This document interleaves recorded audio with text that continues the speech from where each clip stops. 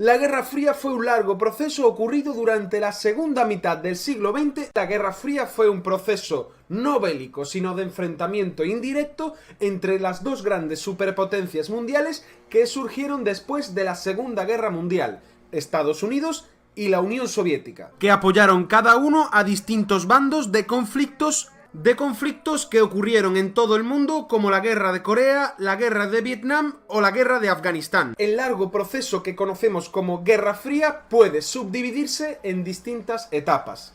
La primera etapa puede considerarse como la llamada Primera Guerra Fría. Estados Unidos y la Unión Soviética participan en varios conflictos de uno y de otro lado, apoyando a dos bandos distintos. Es el caso, por ejemplo, de la Guerra Civil Griega, o más sonada aún, de la Guerra de Corea, en el que tras la retirada de Japón, tras el dominio de la Segunda Guerra Mundial, Corea quedó dividido en dos zonas. Una zona de influencia soviética, el norte, en la que se instaurará un régimen comunista, y una zona de influencia occidental o Corea del Sur. Ambas Coreas se enfrentarán en un conflicto que finalmente y tras 3 años de guerra no tendrá un vencedor claro. Es por tanto por lo que tras la paz del conflicto Corea quedó definitivamente separada en dos países. Aquellos dos países que existen en la actualidad: Corea del Norte, con un régimen comunista liderado por Kim Jong-un, y Corea del Sur, con un régimen capitalista. Asimismo, en el año 48 nos encontramos con otro hecho significativo de la Guerra Fría: la definitiva división de Alemania en dos países. Las tres zonas de influencia occidental tras la Segunda Guerra Mundial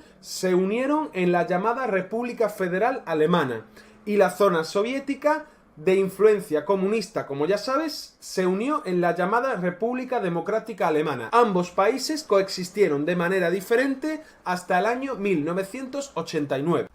¿Qué ocurrió durante esta época en el bloque soviético? Pues fundamentalmente una cuestión importante. En el año 1953, en el que termina la Guerra de Corea, muere Stalin. Y es entonces cuando la Unión Soviética, de la mano de su nuevo líder, Nikita Khrushchev, intentará desligarse de la terrible herencia stalinista mediante un proceso de ligera apertura conocido como desestalinización, en la que además se denunciaron los crímenes cometidos por el dictador comunista y se desligó de todos ellos. Este proceso de apertura de la Unión Soviética tras la muerte de Stalin acercó al país soviético y a Estados Unidos en un periodo más o menos de paz estabilizada entre el 56 y el 61, hasta que en el año 61 volvieron las hostilidades entre ambas superpotencias. ¿Qué ocurrió ese año?